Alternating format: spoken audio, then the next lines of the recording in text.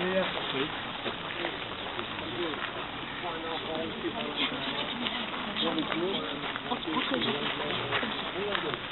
veux pas finir ta réflexion, toi? Non.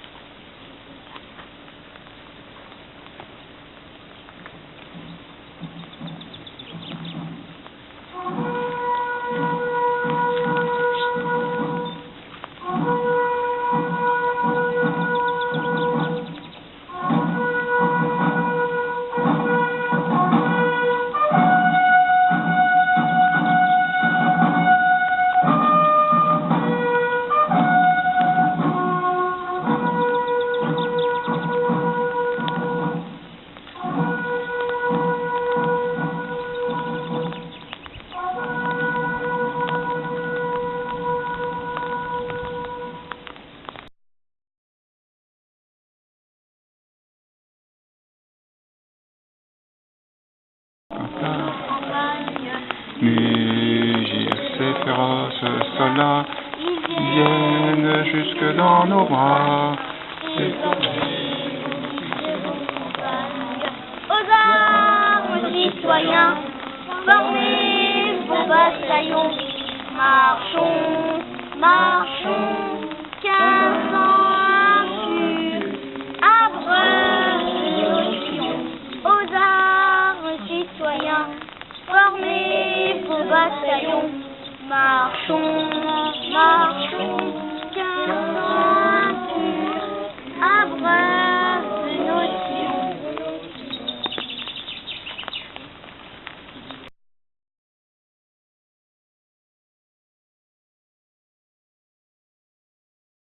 Mais on va y arriver. Je suis heureux de vous accueillir aujourd'hui pour cette cérémonie du centenaire.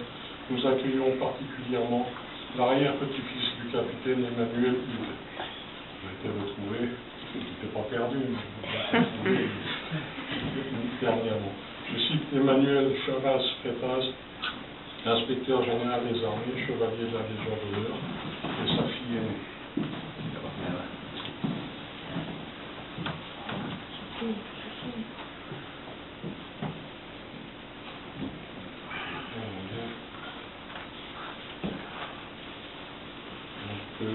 Nous honorons la présence aussi de Monsieur le conseiller général Fernand Lourmont, des présidents du Souvenir français, du président des anciens combattants, messieurs les maires, messieurs les conseillers municipaux, chers amis. Nous sommes réunis ici pour honorer la mémoire du militaire tombé sur le territoire de notre commune les 19 et 20 août 1914 lors de la bataille de Meudon. Notre petit cimetière n'a certes pas l'équivalent de l'Arc de Triomphe édifié en souvenir des 1161 soldats morts à Vergaville. Il ne possède rien de semblable non plus au Saint-Michel, au bras levé vers le ciel qui rend hommage aux 1204 morts tombés à Villestance. Il n'accueille modestement que 4 tombes de militaires du 24e bataillon de chasseurs à pied, alors que 59 militaires de ce bataillon, âgés de 20 à 26 ans, et souvent mariés et pères de famille, sont tombés sur l'emprise de notre commune. Eux aussi pourtant méritent un hommage et nous n'avons pas voulu qu'ils soient oubliés dans l'ombre de célébrations plus grandioses. Pour que revive leur mémoire, ainsi que celle des milliers de soldats du Midi tombés en Lorraine, mémoire qui, hélas, a été salie au lendemain de ces jours tragiques, une exposition a été organisée dans notre mairie que vous pourrez découvrir dans un instant. Le 24e bataillon de chasseurs à pied ou chasseurs alpins fait partie du 15e corps, venu du Midi, et de la 29e division d'infanterie. Basé à Villefranche-sur-Mer, il terminait alors des manœuvres dans les Alpes. Il est envoyé sur la frontière de l'Est le 10 août, une semaine après la déclaration de guerre par l'Allemagne. À peine a-t-il atteint Vitescoff qu'il se trouve sous le feu nourri de l'artillerie allemande. Le 20 août, il reçoit à 9h30 l'ordre de tenir son manche jusqu'à 11h. de défendre le village à tout prix, puis de se replier. Les Allemands trouvent à leur arrivée vers 11h50 des blessés incapables de se tenir debout ou des morts. Citons maintenant, pour honorer leur mémoire, les hommes qui sont inhumés ici.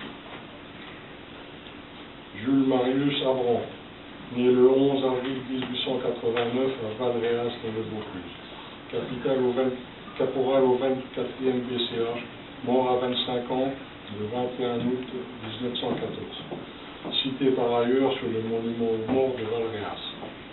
Maximin Emmanuel Hugues, né le 22 octobre 1879 au Puy en Haute-Loire, capitaine au 24e BCA, mort le 20 août 1914 à 34 ans. Cité par ailleurs sur le monument aux morts d'Antibes, sur le panneau mémoriel de la mairie d'Antibes et sur celui du lycée Masséna de Nice. Fernand Victor Redon, né le 16 avril 1889 à Lanuéjol dans le Gard, sergent fourrier au 24e BCA, mort à 25 ans le 20 août 1914, cité par ailleurs sur le monument aux morts d'Alès. Jean-Pierre Sanson, né le 30 septembre 1893 à Marseille, caporal au 24e BCA, mort à 20 ans le 30 août 1914. À chacun de ces hommes, comme à tous ceux qui sont tombés sur le territoire de Zomanges dans ces circonstances tragiques, notre commune entend rendre hommage en déposant sur les 4 tombes de notre petit cimetière, où je vais le faire. Cet hommage se poursuivra, comme je l'ai dit, à la mairie, par l'exposition retraçant cet épisode douloureux du début de la Grande Guerre, que je vous invite à regarder en partageant le verre de la maison. Je vous remercie pour votre attention.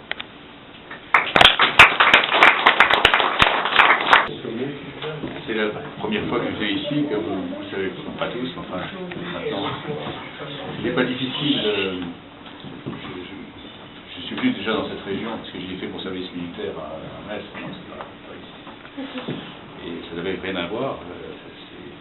Vous voyez, j'ai entendu parler de Zomanges par ma grand-mère. Ma grand-mère avait était bien très marquée par la disparition de son père en 1914.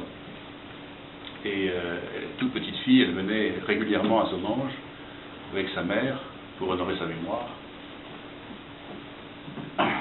Elle avait du mal à en parler tellement c'était chargé d'émotions pour elle. Mais quand on lui posait des questions, elle nous rappelait des souvenirs de petite fille. Elle avait 8 ans quand il a disparu. Qui montrait la personnalité forte de cet homme, à la fois très bon père, très proche de ses enfants et en même temps toujours parti en manœuvre. La vie de garnison à l'époque, c'était pas une chose facile. Et tout jeune marié, il s'était marié très jeune, ma arrière-grand-mère s'était mariée à 19 ans. Et donc, c'est ça que j'ai retenu. J'ai retenu de la guerre de 14, le souvenir de cet homme, qui a été transmis par des générations et des générations. Mon arrière-grand-mère était jeune quand elle est décédée, ma grand-mère, je l'ai connue évidemment depuis longtemps. Et ce que j'ai retrouvé dans les dossiers de famille, c'est cette attention qu'elle avait pour la ville de Zomanges au travers d'une personne, Madame Benoît, à qui elle écrivait régulièrement et elle envoyait de quoi fleurir la tombe de son père. Donc voilà, c'est ma grand-mère qui me parlait de Zomanges et qui avait entretenu une correspondance avec cette ville. Et ensuite, quand elle est décédée, ma mère a continué. Ma mère aussi avait une grande vénération pour son grand-père. Elle avait, de cette guerre de 14 qui avait marqué tant de familles, le souvenir d'un homme exceptionnel qui avait été transmis par sa mère et sa grand-mère. Et puis ma mère elle-même est devenue âgée et maintenant elle n'est plus en état d'entretenir ce contact. Et moi-même, je me demandais ces derniers mois comment faire. J'avais vraiment le projet de venir ici cette année, sans savoir du tout comment ça allait se produire. Et je me suis dit, maintenant je suis un peu le chef de famille, Et c'est à mon tour de m'intéresser à ces souvenirs. J'avais peu d'éléments, mais je n'avais pas retrouvé Madame Benoît pour cause, elle n'habite plus ici, donc je ne savais pas la contacter, j'avais une adresse fausse qui n'existe plus, pas de téléphone, donc je me suis dit comment faire. J'avais commencé à regarder sur internet, j'avais le numéro de téléphone de la mairie, donc je vais apprêter monsieur le maire à vous appeler dans les jours qui viennent de toute façon. C'était prévu. Et puis ce contact absolument, Jean Valland a pu avoir mes coordonnées, comme ça tout à fait, de manière tout à fait improbable. Et donc j'ai eu au téléphone hier matin, pour lui dire je suis très embêté, j'ai appris qu'il y avait une cérémonie, mais je suis bien aux mains, et est-ce que je pourrais venir? Et voyez-vous, je me suis dit, c'est impossible, mais il faut le faire quand même. Et en discutant avec mon épouse, qui venait à peine d'arriver sur mon lieu de vacances, me dit, écoute, il n'y a pas de problème, tu prends le train, tu te débrouilles, tu y vas. Et j'ai retrouvé ma fille qui m'attendait à la maison, elle avait juste de rentrer de voyage aussi, et elle m'accompagne, j'en suis très heureux. C'est deux seuls de la famille qui ont pu venir. Et j'ai eu, vous voyez, donc, finalement, depuis un siècle, une continuité un peu mystérieuse, un peu miraculeuse, entre ce tragique jour de 1914, à travers des drames et des chagrins sans fin, sans limite de famille éprouvée jusqu'à maintenant. Je n'ai pas éprouvé les mêmes chagrins, parce que je n'ai pas connu évidemment mon arrière-grand-père, tout petit peu mon arrière-grand-mère, mais cette attention à se souvenir, aujourd'hui en ce centenaire de la guerre de 14, c'est le moment, je crois, de renouer ces liens qui fondent vraiment la nation. Et je crois qu'ils sont extrêmement importants pour les jeunes générations. Voilà, je veux être cet acteur très humble, très improbable dans cette lignée. Et j'ai contacté à l'heure de midi, je n'ai pas pu faire plus vite, à la pause déjeuner, j'ai contacté un de mes oncles que je n'avais pas vu depuis des dizaines d'années. J'avais même pas son numéro de téléphone, mais j'ai eu par une de ses sœurs. C'est assez extraordinaire. Et je l'ai appelé, il m'a dit à quel point c'était pour lui important le souvenir de Zomanges. Il est venu il y a 10 ans nettoyer la tombe, avec sa famille, lui aussi. Il n'a pas donné ses coordonnées, malheureusement, si bien qu'il était inconnu de la mairie, mais il existe bel et bien, il habite Le Havre, et il viendra, c'est sûr, donc le petit-fils Christian Hugues viendra du Havre avec sa famille de nouveau, et je lui enverrai des photos, et je lui enverrai vos coordonnées, les coordonnées des vôtres aussi, de façon à faciliter un petit peu ce pèlerinage familial qui est tout à fait important en cette année, notamment cette année de centenaire. Vous voyez, je me suis dit, c'est pas possible, je veux y aller cette année. C'est vrai que c'est le centenaire de sa mort. Ça devait être aujourd'hui, c'est aujourd'hui. En tout cas, je vous remercie pour votre présence et je vous remercie pour avoir organisé cette occasion. Je vous remercie pour cette exposition. Je viens de trouver des souvenirs que je ne connaissais pas, que je ne pouvais pas avoir, qui ont été échangés, et ça sera aussi l'occasion d'échanger d'autres souvenirs sous forme de papier, sous forme de photos.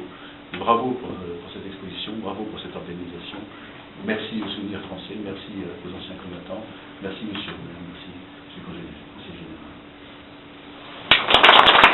Je salue le président des anciens combattants d'Afrique du Nord, je salue les porte-drapeaux qui sont mouillés. Je souhaite que les eaux ne soient pas trop humides, et notamment le doyen Marcel qui a fait preuve d'un courage. Merci à tous. Je salue bien sûr les habitants de la commune de Zomanges, et nous sommes en général très honorés de votre présence, effectivement, en cette année du centenaire du début de la guerre dans 1914. Il y a de nombreux souvenirs qui remontent, et ça permet à des familles de refixer leur lieu d'événement. Effectivement, votre famille est ici à Zomanges, et d'ailleurs nous avons retrouvé une tombe magnifiquement entretenu. Donc, je suppose que c'est le souvenir français qui... Alors, merci au souvenir français. Voilà. Et le président du souvenir français, qui est toujours modeste, merci pour le souvenir français et pour tous ceux donc, qui entretiennent la tombe. Et c'est un moment important, effectivement. Alors, bien que la fête du 11 novembre, effectivement, commémore l'armistice, bien, nous avons décidé dans toute la France de célébrer cet événement, ce triste événement donc, du début de la guerre de 1914. Et effectivement, ici, la bataille de Zomanges s'est déroulée donc, le 19 et 20 août. Voilà. ce qu'on appelle la bataille de Morhange. Et donc le dispositif, alors je ne vais pas vous faire un cours d'histoire, vous le savez mieux que moi, mais il est bon aussi de rappeler qu'ici, eh bien, la gendarmerie française, hein, qui était commandée par le général de Castelnau, eh bien, avançait avec beaucoup d'espoir. Disons à toutes, nous étions rassurés, hein, nous étions pratiquement sûrs de gagner, quoi. Mais ça n'a pas duré longtemps, malheureusement. Et sur un front très large qui va de Nomny à Mittersheim, eh bien, il y avait donc ce front, hein, qui s'étendait, qui avançait. Et bien sûr, on était assaillis par l'occupant. Et donc, il y avait une artillerie allemande qui était importante, qui était gigantesque, hein, dont nos forces armées étaient faibles, il fallait bien le reconnaître. Et bien sûr, sur les hauteurs de Zomange, de Villestrophe, de Vergaville, de Guéblin, voilà, jusqu'au Morhange, eh bien, il y avait un front qui était là. Et dans la soirée du 18 août, les historiens nous rappellent qu'il y avait un ordre qui avait été donné. La 29e division devait déboucher dès le lendemain matin pour surprendre l'ennemi, mais l'ennemi, au contraire, nous a surpris. Et c'est là que, eh bien, il y a eu donc l'hécatombe. Hein, malheureusement, donc, la 29e division, eh bien, qui était passée par Vergaville, a été freinée dans son élan, bien vite. Et malheureusement, eh bien, il y a une artillerie qui était féroce, une aviation qui était inexistante, une aviation française, et les canons ennemis, eh bien, en toute tranquillité, eh bien, ont largué leurs obus. La puissance était tellement importante, eh bien, que malheureusement, tout le secteur était occupé dès le soir même. Alors, le 20 août, eh bien, malheureusement, on a fait le constat terrible, et à Morhange, à Zomange, comme l'a rappelé Jean-Luc, 59 militaires ont été tués, dont le capitaine Hugues et 3 de ses camarades qui resteront ici pour les faire défouler. Alors je tiens à vous remercier, mon général, de nous faire le grand honneur de votre présence avec votre fille.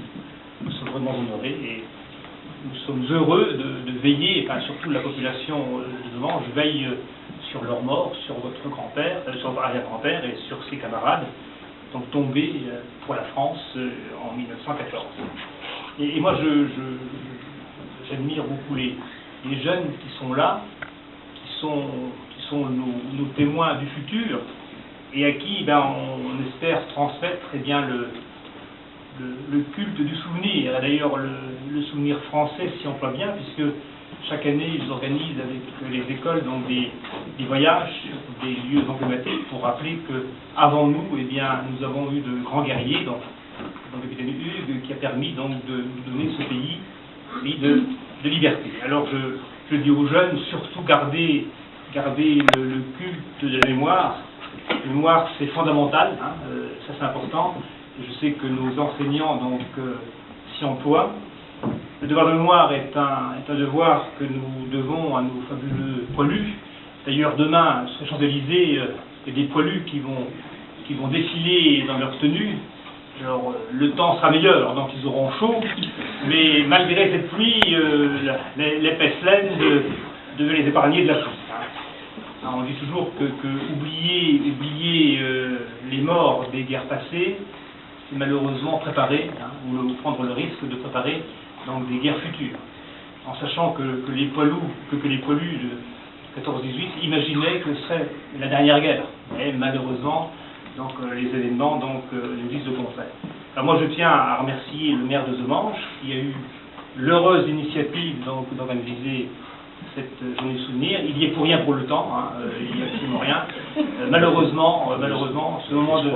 Voilà, tout à fait. Malheureusement, ce moment de recueillement aurait été plus émouvant, si nous avions pu dire ces quelques mots, donc devant les dépouilles, mais toujours est-il que le cœur est...